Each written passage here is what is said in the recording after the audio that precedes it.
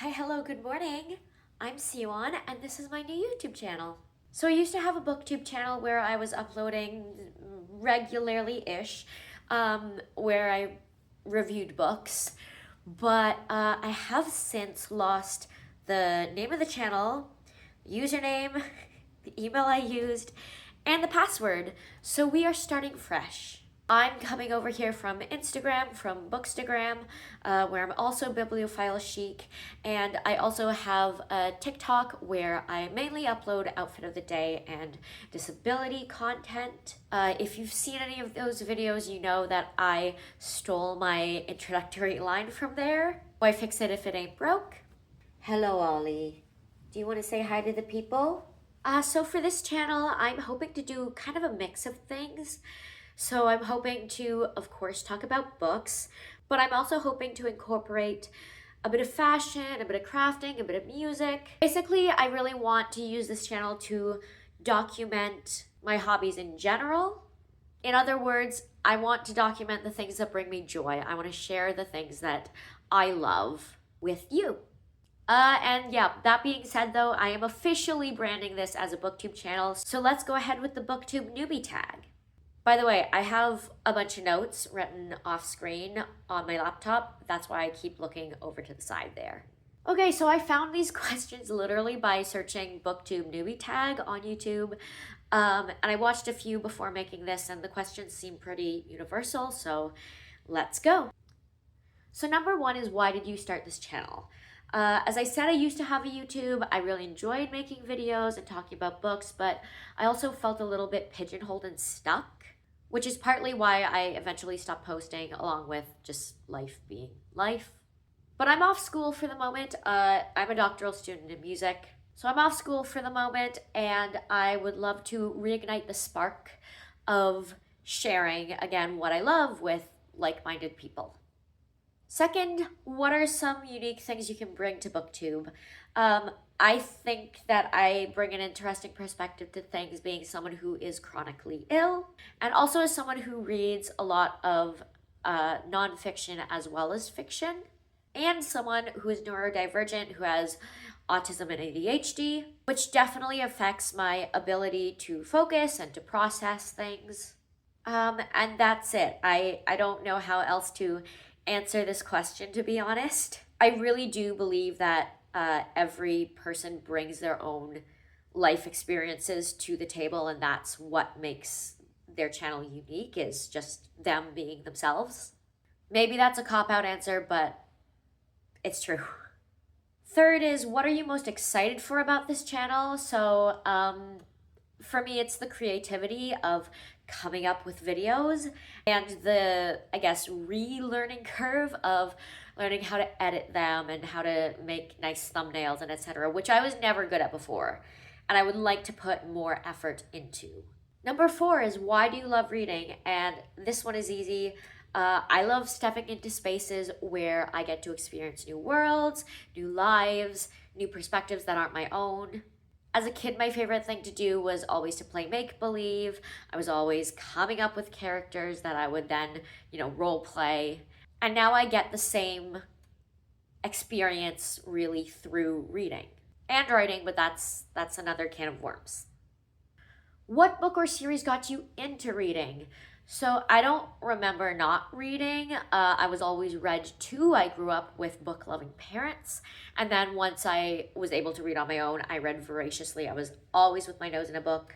I adored the Warrior Cats books by Aaron Hunter. I cannot tell you how obsessed I was with these books. My friends and I, who also love these books, would just play pretend as warrior cats in this world, and we had such a good time. I remember those books so fondly. I'm pretty sure I got the first one out of the library, and then this quickly evolved into me begging my parents every time a new one came out to get me the latest book, which I was very fortunate they did, because they wanted to encourage my love of reading. Similarly, I loved books like the Guardians of Ga'Hoole series, which is about owls, and the Saddle Club books, which are about horses. I was a big horse girl growing up, so I read all of the horse books. And I'm now realizing that this is a trend. I read all of the animal books in general. And then as I got older, I enjoyed books like Percy Jackson and the Olympians, The Hunger Games. I was never a big Twilight gal, but I loved Percy Jackson and I loved The Hunger Games. The next question is, where do you read? As I mentioned, I'm autistic, and as you can see a little bit here, I have a tent set up in my living room that is just for sensory purpose, for self-regulation, and it's strictly a work-free zone. I do not answer emails in this tent. I do not write papers in this tent. It is work-free, which means I do a lot of reading for leisure in this tent. I also read in bed a lot. And I read a lot of audiobooks while I do laundry, do the dishes, etc., chores like that. Next is, what does your book collection look like? And this one, I think it makes the most sense to show you. So let's go. So these are all of my unread physical books, and yes, I have 5 gazillion. I have to reorganize these shelves really badly, but I have vaguely organized them by color. This is my nonfiction shelf, and then these are all my poetry books. Now this shelf, by where I started filming, this is all my books I have read, and this is not an extensive collection. These are just the books that I've read either since I moved into this apartment in August or books that I really enjoy. So number 8 is, what questions would you ask your favorite booktuber? And I would ask, how do you manage the pressure to read certain things or follow certain trends? I'm not saying that like trends are bad or that like I don't want to do trends or anything, but I don't want the fact that I'm like filming things and the fact that I'm part of a larger community to make me feel like I have to change how I read, or I have to get into certain things that I'm not into, or to just do things a certain way because that's what's done, or etc. Basically, I want reading to stay pleasurable. 9th and last is, what are the challenges you'll have to overcome? And for me, this is probably consistency. I'm only going to post once a week, but with my energy limiting chronic illness, that might be a stretch even. We'll see. I'm also coming out of a horrible reading slump in which I basically did not read for 3 months. Like, I seriously think I read like 5 books between the start of January and the end of March. School just killed my ability to focus on anything other than school. So anyway, maybe now is not the time to start a Booktube channel, or maybe it is. Maybe this is what will get me back into reading, although I have thankfully been able to focus on consuming stories again. And April is shaping up to be a pretty good month for reading, at least by the standards of the previous months. But only time will tell. Honestly, if I'm not making book content, I do hope to be making other content, again, just about the things that I enjoy. And hopefully that will still be interesting. Those are all the questions, and all of that stuff about not reading being said, I would like to go over some of the books I did read in the past few months, and I'd like to do it here just because I don't think it's worth making a whole other video for that. So first of all, I use Storygraph. I was using Goodreads up till the start of the new year, but it's just a horrible hellfire website that glitches out constantly and is irritating to me. So I switched over to Storygraph. I was kind of using Storygraph, but now I'm using it as my primary reading tracking app. I tried Fable. I found it overwhelming, so I don't use Fable. And I also have a physical journal where I paste the covers and the date, the rating, and any notes. But I haven't updated that in a while. The first book that I read this year was The Defender by Anna Huang. It literally took me a month to get through this book, and it's not because it was a bad book. I just wasn't able to focus on it. This is the second book after The Striker, which I did really enjoy, although it was very long, and The Defender is also very long. It's like 600 pages, which I do always kind of think for a romance, like, is it really that deep?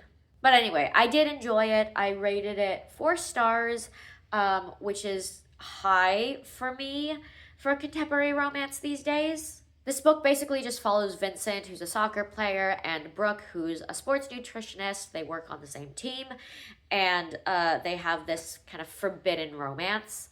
And it's forbidden because Brooke is Vincent's coach's daughter.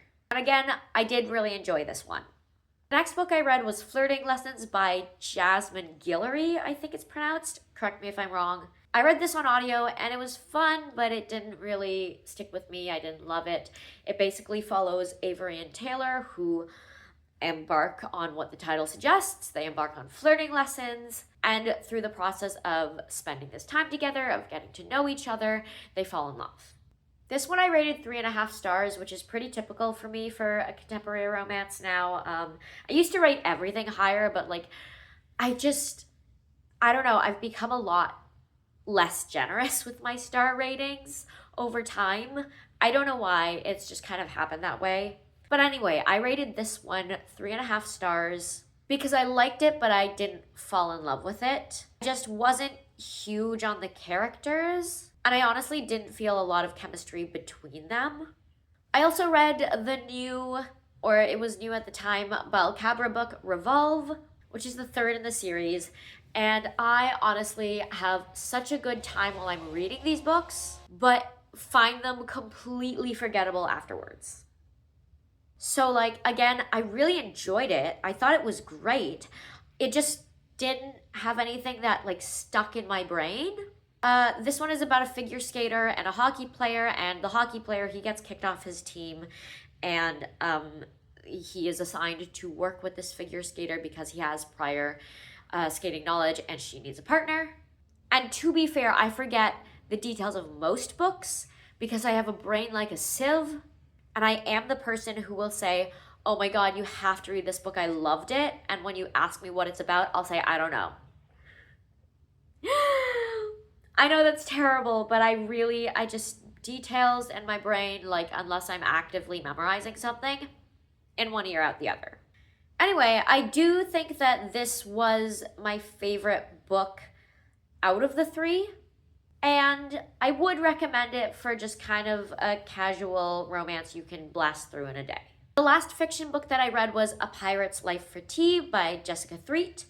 This is the third in the Tomes and Teas series, which is basically just about these two women who own a bookshop / tea shop. Really just cozy vibes to the max, low stakes, fantasy, romance. I've been reading the whole series on audiobook, and I would love to read the fourth one sometime soon. Okay, lastly, I read a few memoirs. I read Lauren Graham's Talking as Fast as I Can. I read Michelle Obama's Becoming, and I read Maybe You Should Talk to Someone by Lori Gottlieb. All of these I read on audio. As you can tell, I read a lot of audiobooks. The lattermost was a reread. I don't know why. I just love this book. I find it so fascinating. I reread this book like once a year, so we can check that off the list for this year. The Lauren Graham book was fun, but I couldn't do the writing style. I did finish it, but I just really don't enjoy a writing style that sounds like speech, if that makes sense. Like, I find that books like that, writing like that, is trying too hard to be funny and to be relatable. And I personally prefer writing that doesn't break the fourth wall as much, even in nonfiction. On the other hand, I loved Michelle Obama's book. I have so much respect for her intentions and the things that she wants to do and the change that she wants to create. And I really enjoyed learning more about her life and experiences. Okay, I think this video is long enough. I'm going to leave it off there for now, and I will be back next week for a reading wrap-up for the month of April. I'm thinking I might do it kind of embedded within a vlog style, like Sunday reset type video, because it is going to be near the start of the month. But I'm also not sure yet, so stay tuned to find out what I do. I hope to see you there. Please like and subscribe. There's my call to action. And I think that's it for now. Bye.